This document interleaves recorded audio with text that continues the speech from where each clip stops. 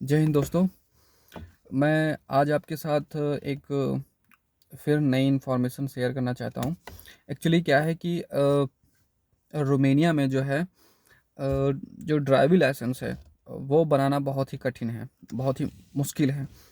और जो इंडियंस हैं उनके लिए तो बहुत मुश्किल है।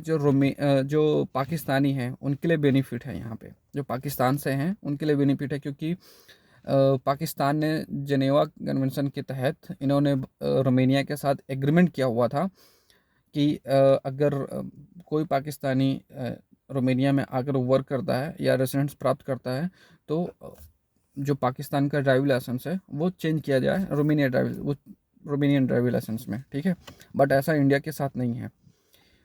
इंडियन का जो है यहाँ पे ड्राइविंग लाइसेंस चेंज नहीं होता है। बट इंडियंस के लिए एक है कि आप एक चीज़ कर सकते हैं। वैसे 1 साल के लिए आपका ड्राइविंग लाइसेंस यहाँ पे वैलिड है। इंडियन ड्राइविंग लाइसेंस आपका 1 साल के लिए यहाँ पे वैलिड है। अगर आप आते हैं तो 1 साल तक उसको इस्तेमाल कर सकते हैं।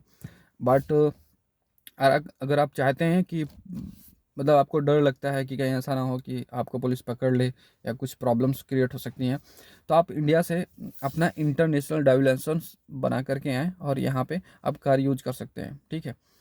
अगर फिर भी आप इंडिया से नहीं बनाने में मुश्किल हो रही है, कुछ दिक्कत है, तो बहुत इजी तरीके से मैं आपको दूसरा ऑप्शन बताता हूँ।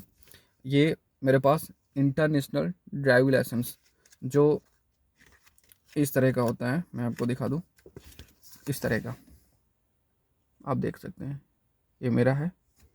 ये कार्ड मिलता है और ये पूरी कॉपी मिलती है। ठीक है, इसमें कितने देशों में वैलिड है ये मैं आपको दिखाता हूँ। ये यहाँ पे सारे देश लिखे हुए हैं, कहाँ कहाँ ये वैलिड है। सारे देश इसमें लिखे हुए हैं, आप देख सकते हैं। वैसे आपको प्रॉपरली क्लियर नहीं होगा, बट आप इसकी साइट पे जा करके इंटरनेशनल ड्राइविंग डॉक्यूमेंट्स ऐसे करके इसकी एक साइट है, उस पर आप चेक कर सकते हैं, वहाँ से आपको मिल सकता है। और ये ट्रांसलेट होता है इस बुक में 9 लैंग्वेज में। ठीक है, तो आप इसके साथ भी यहाँ पे ड्राइविंग कर सकते हैं। जब तक आपका रोमेनियन ड्राइविंग लाइसेंस नहीं बनता तब तक आप इसके साथ ड्राइविंग कर सकते हैं। ये 1 साल का, 2 साल का, 3 साल का बनता है और शायद 10 साल का भी बनता है, ऐसा कुछ है। ठीक है, आप इसका इस्तेमाल कर सकते हैं। इसमें जैसे कि आपके पास बी कैटेगरी का कार का ड्राइविंग लाइसेंस है तो आप कार का भी इसमें बना सकते हैं। वैसे बाइक वगैरह यहाँ पे इस्तेमाल नहीं होती है जॉब के उसमें। नॉर्मली शौक में लोग इस्तेमाल करते हैं बाइक का। अगर आपको शौक है बाइक, हैवी बाइक चलाने के लिए, तब आप, अगर इंडिया का है आपके पास लाइसेंस, तो आप यहाँ पे आके यूज कर सकते हैं। बिस इसके साथ आप यूज कर सकते हैं। बट ये ड्राइविंग लाइसेंस के साथ आपके पास इंडिया का भी ड्राइविंग लाइसेंस होना ज़रूरी है। जब आप गाड़ी चलाएं यहाँ पे रोमेनिया में, जब भी आप ड्राइव करें, तब आपके पास रोमेनिया में इसके साथ इंडियन ड्राइविंग लाइसेंस ज़रूरी है। ठीक है। दूसरी चीज़, अगर आप ट्राला चलाते हैं या मतलब बड़ी गाड़ी चलाते हैं, जैसे कि मैं आपको बता दूं कि यहाँ पे क्या बोलते हैं, जो छोटा ट्रक होता है ना अ, उसको बोलते हैं काम्योनो। ठीक है, और जो बड़ा होता है जिसे ट्राला बोलते हैं हमारे यहाँ पे उसको बोलते हैं तीर। ठीक है, आप अगर ये ट्राला और छोटा जो ट्रक होता है, आपके पास ये चलाने का लाइसेंस है, तब भी आप इसका इस्तेमाल कर सकते हैं। तब भी आप बना सकते हैं इसको और यहाँ पे आके यूज कर सकते हैं इसे। और इसके बाद जो है, अगर आपकी इंग्लिश अच्छी है तो आप रोमेनियन ड्राइविंग लाइसेंस ले सकते हैं साल भर के अंदर। 1 साल के बाद आप ले सकते हैं, क्योंकि यहाँ पे टेस्ट भी इंग्लिश में होते हैं। ऑनलाइन टेस्ट होते हैं पहले, प्रैक्टिकली और फिजिकली दोनों होता है। तो आप ड्राइविंग लाइसेंस भी बना सकते हैं। रोमेनिया कोई इतनी कठिन कंट्री नहीं है।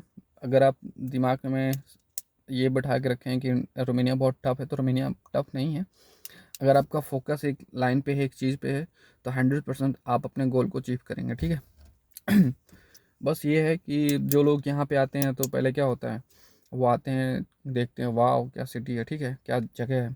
फिर धीरे से जो उनका लक्ष्य है वो नहीं अपना तय कर पाते, वो इधर उधर की चीज़ें में भटक जाते हैं। मेरा जो समझाने का मतलब है आप समझ चुके होंगे। आपका मकसद है कि आप जो है अपने काम पे ध्यान दें और अपने फ्यूचर को बनाएं यहाँ पे आने के बाद। देखिए, हर अगर आप लीगल तरीके से काम करते हैं। हर चीज़ का एक रास्ता होता है, एक वे होता है। आप अगर उस रास्ते पे चलते हैं तो आप अपनी मंजिल को हासिल कर लेते हैं। सीधी सी बात है। मैं आपको एक एग्ज़ाम्पल देता हूँ कि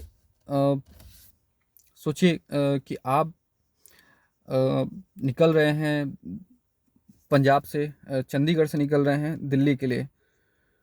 तो आपके पास वहाँ से बस का भी ऑप्शन है, आपके पास ट्रेन का भी ऑप्शन है।